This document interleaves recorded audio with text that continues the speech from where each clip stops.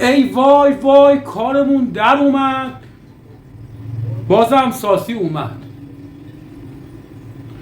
اومده که جر بده. ای وای وای کارمون در اومد. دعیوس پاشو نشی پاشو غیر بده. اصلا اشعار فاخریه.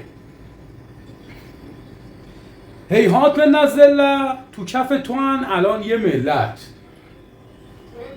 تو کف تو هن الان یه ملت. من به تو چی بگم؟ تو خودت بلدی. سلام استاد یه تولید محتوایی میخوای بیای جلو دوربین؟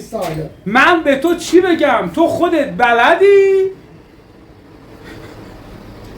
و حدیث چی بود؟ ما امشب رو میخوایم بمونیم یا علی مددی.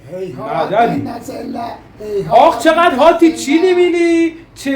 چشات خط فیلیپینی. شاید امشب عروس چی همه با هم گیلی لیلی. یعنی اصلا اشعار آقای شجاعی خیلی اشعار فاخر و دقیقیه. هیهات من نزله تو کفتن یه مله. هیهات من نزله اون عشق منه زده رو دست همه.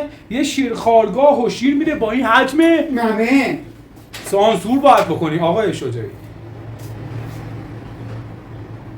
بیا امشب رو حال کنیم.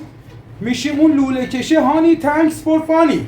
اون لوله کش معروف رو میگه. لوله کش مهربان و فیلماشو حتما دیدید.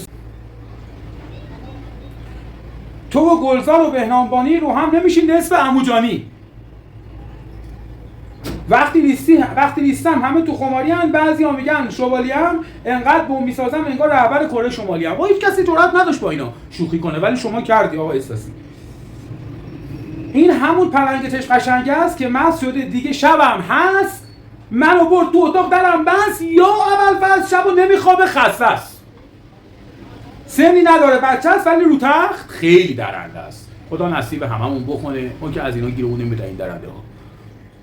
چه بدن جون من فداد علا برکت الله. یه دافع از دور اومد. یه لباس بدجور اومد. بیا شب بریم خونمون. استخاره کردم خوب اومد. بنده گردن دیگه ونیکات. هیهات من نزله آهوی دارم خوشگله فرار کرده ز دستم. دوریش برام مشکله یکم لاشه کاش که اونو میبستم. آخر پرم به پرش خورد. تو گلیا پوچم آخرش برد. اگه حدس بزنی شب میمونم پیشت بزرگه ولی چپت پر. این اشاره داره که بزرگ البته کوچیکه من دیدم. دروغ میگه.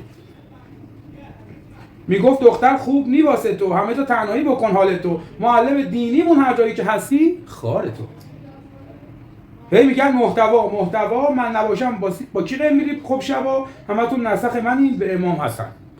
این دیس به آقای تفلوی که گفته بود ساسی محتوا نداره. میگه این محتوا میخوایم پس با کی میخوایم غیر بدیم.